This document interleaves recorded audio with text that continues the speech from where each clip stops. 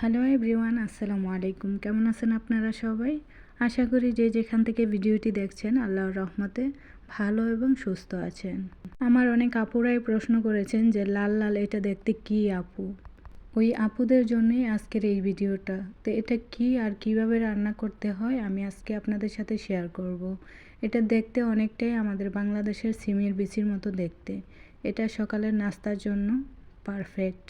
রুটি দিয়ে খেতে কিন্তু দারুণ লাগে।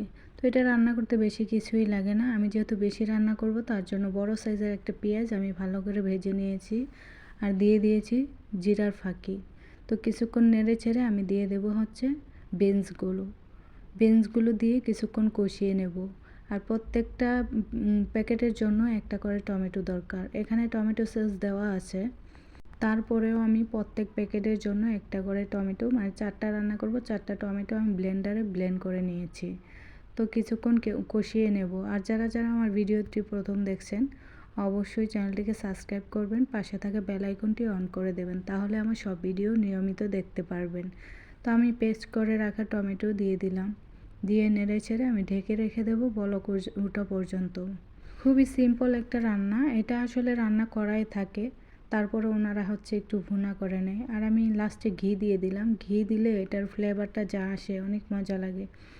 সকালবেলা গরম গরম রুটি দিয়ে খেতে মজাই লাগে। তো এই তো আমার বানানো হয়ে গেছে। এটা খুব সহজে বা খুব তাড়াতাড়ি রান্না করা যায়। তো এখন আমরা নাস্তা করে নেব। নাস্তা করে তারপর আবার দুপুরের জন্য রান্না করতে চলে যাব। আজকে আমি রান্না করব চিকেন ক্যাপসা। তো রান্নাটাও আমি চুলায় বসিয়ে দিয়েছি, দেখেন প্রায় হয়ে যাচ্ছে। আর এদিকে আমি সালাদও কেটে নেব। আর আগে থেকে রান্না করা খাসির মাংস ছিল ফ্রিজে, অনেকগুলো মাংস, তাই আমি এগুলোকে কুচি করে কেটে ক্যাপসিকাম, পেঁয়াজ আর হচ্ছে টমেটো দিয়ে আমি ফোড়নের ভেতর দিয়ে লাল করে নেব। একটু পর পর চেক করছিলাম যে লাল হয়েছে কিনা, নেড়ে চেড়ে দিচ্ছিলাম। এটা আমার বাসার সবাই অনেক পছন্দ করে, আর প্রত্যেকবার মাংস বেঁচে গেলে আমি এভাবে সবাইকে মানে লাল করে দিই খেতে। তো মুরগিটাও লাল হয়ে গেছে। আর আমি 2টা ছেনিয়ে ভরে মাংস এইভাবে লাল করছিলাম। বাসার সবাই অনেক পছন্দ করে, তো আমি মাংসগুলো ফেলে দিইনি, এইভাবে সবাইকে খেতে দিয়েছি। সবাই অনেক প্রশংসা করে আমার কাজে, যে তুমি কোনো খাবার নষ্ট করো না। আমি আসলে আমার কোনো খাবার নষ্ট করতে ইচ্ছে করে না। ভাতের জন্য আজকে বিদেশে আসছি। তো যাই হোক, দুপুরে খাওয়া দাওয়া করে চলে গেছিলাম ঘুমাতে। ঘুম থেকে উঠে বিকেলবেলা নামাজটা পড়ে, মাগরিবের নামাজ পড়ে চলে আসলাম কিচেনে। তো একটু নাস্তা করব, আমরা দুজন বাসায় ছিলাম, সবাই চলে গেছে বাহিরে।